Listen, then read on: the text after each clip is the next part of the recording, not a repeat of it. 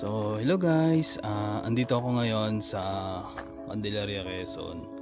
So, ito ipapakita ko sa inyo property guys. Along Barangay Road. Rough road pa siya ngayon pero yung sementado nandun na. Yan.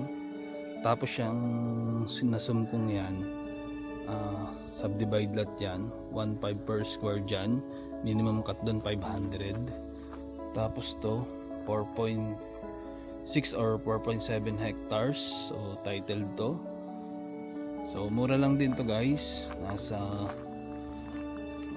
5 minutes to 10 minutes lang along provincial highway. Yan. So may mga tanim siya dito guys na saging, niyog dito sa mismong property. Yan o.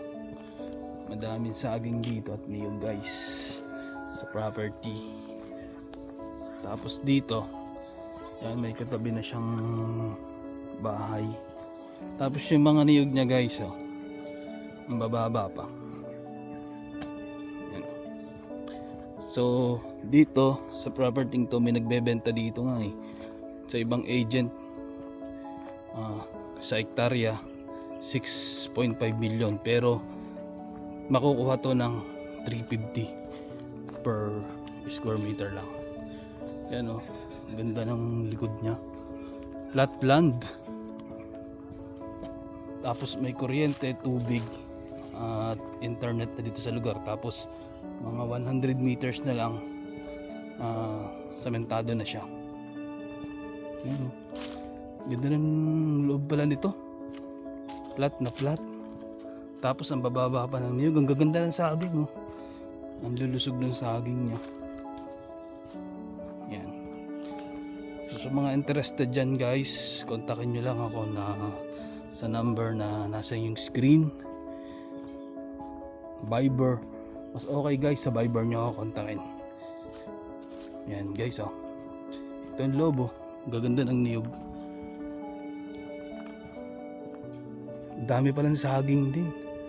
Saging at niyog ang nakatanim dito sa mismong property. Tapos ang bababa pa niya yung mga niyog ang bababa yan. Tapos flat talaga yung area niya.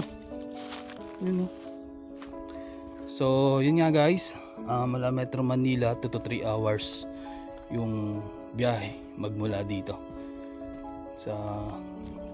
mula Metro Manila papunta dito sa Kinatihan 2. Ito guys ay boundary ng Chaong at saka Candelaria. So kung pupunta kayo dito going to Barangay Cabay, Chaong, Quezon to. Hindi po to papunta ng mismong bayan ng Candelaria. Mas malayo po yun.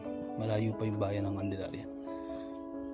Pero dito kasi dito yung malapit sa may Pachaong, San Juan Road ng Batangas. Yan. Ang daming bunga ng niyog.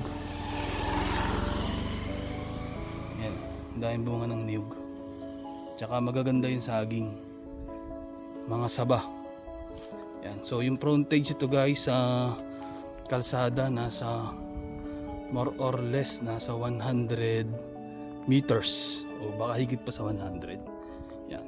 So guys, kung interested kayo, yung number na Viber nasa inyong screen. Ulitin ko guys, 4.6 or 4.7 hectares to.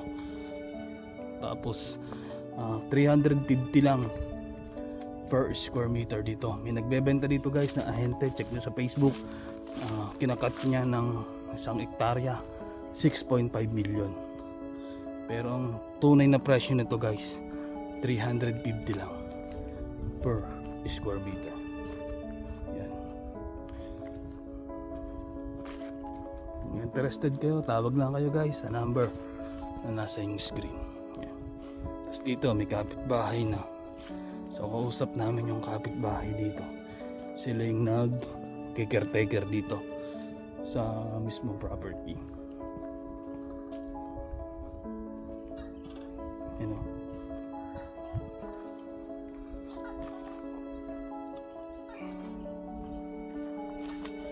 Ganda, ganda yung property. Flat na flat yung area. Tapos hindi binabaha dito sa lugar na to. Kahit i-check nyo sa NOAA's page or website, hindi binabaha dito.